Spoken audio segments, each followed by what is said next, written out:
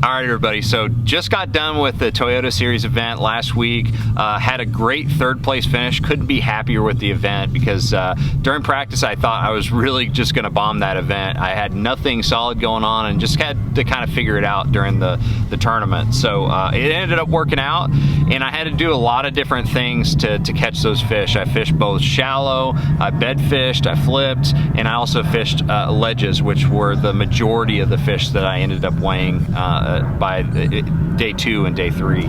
But starting out with two bedding fish, two large bedding fish. I had one that ended up being like 4.7 and one that ended up being like 6.7. Caught both of those on the bed. One I caught on a drop shot, and the other one I ended up catching on a Z-Man boar hogs. The boar hogs has become one of my favorite bedding baits. I don't know what it is about that bait, but it just really pisses them off. I mean, it really gets them aggravated, and I tend to catch a lot of big fish on it. You know, the Harris chain 2 years ago or last year, I caught that real big one at the end of the first day to get me 26.5 pounds with that boar hogs. So I love the boar hogs. It's one of those things that I reach for if I can't get them to strike anything else. But I ended up catching those two bedding fish, and then from there, I did a little bit of flipping up shallow, flipped the boar hogs around a little bit, and then I ended up going to the ledges. The ledges are really what ended up playing the biggest role,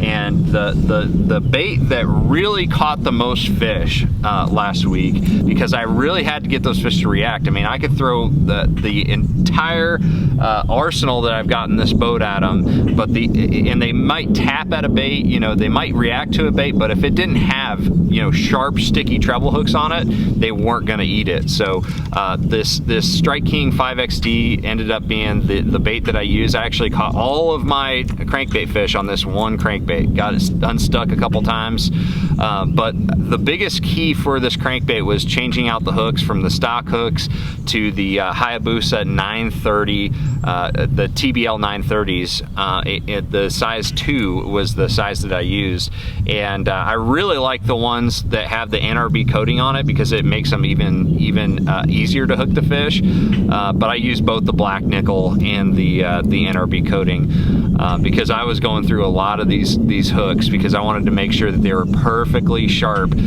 because really it was all about reeling it as fast as possible, getting those fish to react, and if they would swipe at it, they would get hooked because these hooks are just so sticky.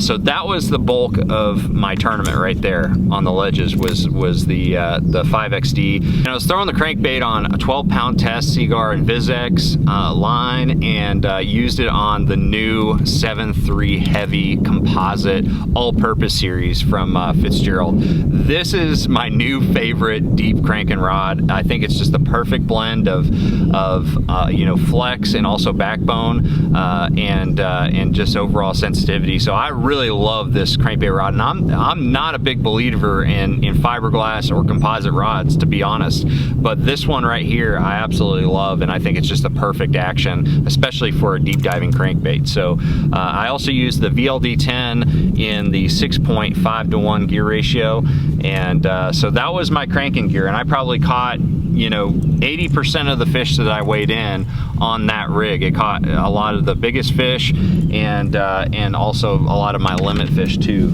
But there was one other thing that I ended up having to do on the ledges when the fish weren't biting the crankbait. You know, I could visually see those fish roaming around on the Panoptics, and if they were in a biting mood where they were chasing a ball of shad or something like that, where I could visually see that, many times I would call my shots and just be like, here we go, and make a cast and pull that crankbait through them, and they'd eat it.